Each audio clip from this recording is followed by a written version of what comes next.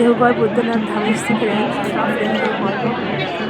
সবাই খুব সুন্দর জায়গা, কিন্তু আমরা মেইন মন্দিরে যেতে পারি। মানে হর পার্বতীর মন্দিরে যে দেখো প্রচণ্ড ভিড়, মন্দিরে যেয়ে আমরা পুজো টুজো দিয়ে বেরিয়ে এসেছি, এত ভিড়।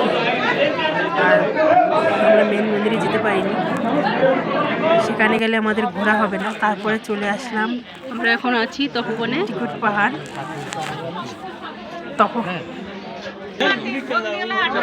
তপবনে চলে এসেছি, তপবন পাহাড়। দেখো সবাই সিঁড়ি বেয়ে গিয়ে উপরে উঠছে।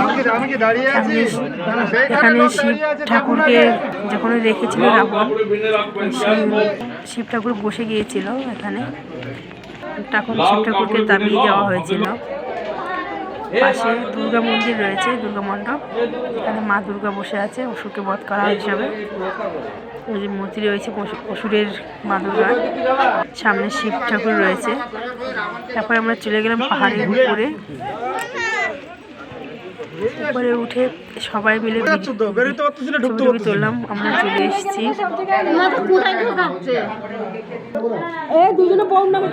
শিব ঠাকুরকে যে দাবাই দেওয়া হলো, রাবণ দাবাই দিয়েছিল। তারপর চলে গেলাম উপরে তপস্বী বাবার মন্দির, যেখানটায় সে ধ্যান করতো। সামনে রয়েছে তপস্বী বাবার মন্দির। মন্দিরের ভিতরে ঢুকলে ভিতরে গুহ থেকে বেরোয় যাওয়া হয়, তা সেটা আমি দেখাবো। আমি একটু নিচে নামবো এখন, সিঁড়ি থেকে আমি নিচে নেমে যাব। নিচে নেমে তারপর দেখাবো কোন গুহা থেকে বেরোয় সবাই। যে আমার পুরো টিমরা সবাই ছবি তুলছে, আমি আর ছবি তুলিনি। আমার ছবি সেরকম নেই, এবছর ছবি তোলা হয়নি আমার। সবাই বলছে যে ছবি তুলিনি কেন, জিজ্ঞাসা করছে, কিন্তু আমি ছবি তুলতে পারিনি।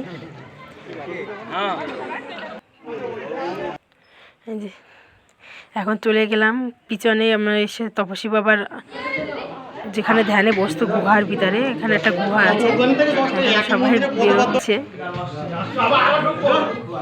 আমি আর যাইনি, আমি পিছন দিকে এসে দাঁড়িয়ে রয়েছি মুখের দরজার কাছে। এই দিদিটাকে সরতে বললাম, কিন্তু সরেনি, উনি মুখের সামনে দাঁড়িয়ে রয়েছে। তারপর চলে গেলাম যে সব ইউটিউবাররা বলে দাদারা যে হনুমান নৃত্য করেছে, খন্ড করেছে, তার জন্য এই জায়গায় যাবেন না, গেলেও গাইড নিয়ে যাবেন। কিন্তু আমরা গাইড ছাড়াই গিয়েছি। আমরা প্রায় 50 জন রয়েছে গাইড ছাড়াই। এই যে পুরো আমাদের টিম এটা। এই দেখো কি সরু সুরঙ্গ। আমি চেষ্টা করছিলাম ভিডিও করার, কিন্তু আমাদের টিমের যে হেড সে বলছে যে ভিডিও করিস না, শুধু শুধু ফোন টোন কোথাও পড়ে যাবে ছিটকে। তাই ভিডিও আমি সেরকম করতে পারি না। এই জায়গায় জায়গায় আমি একটু করেছি।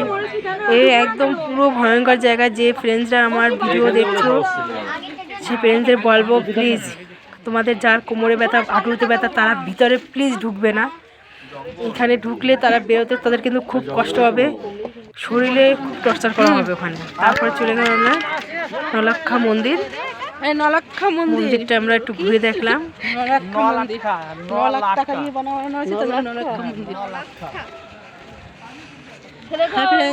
আমরা এসেছি নলাক্ষা মন্দির। যারা ঘুরতে আসার ইচ্ছুক প্লিজ সবাই এসে ঘুরতে। খুব সুন্দর জায়গা, ভালো লেগেছে আমাদের, তোমাদেরও ভালো লাগবে। একটা নতুনত্ব জায়গা, সবাই ঘুরতে যাই, একটা নতুনত্ব জায়গা নিয়েই আমরা ঘুরি। আমরা মানে একঘেয়ে পুরনো ঘুরি না। সবাই বলে তোমরা কী সব জায়গায় যাও, কী করো, কিন্তু আমরা একটু নতুন চেষ্টা করি, নতুন কিছু ভিতরে গেলে না এক্সপেরিমেন্ট করার জন্যে। তাই আমরা আর ভিতরে আমরা যাইনি, বাইরে থেকে ঘুরে টুরে চলে আসলাম। তারপর চলে এসেছি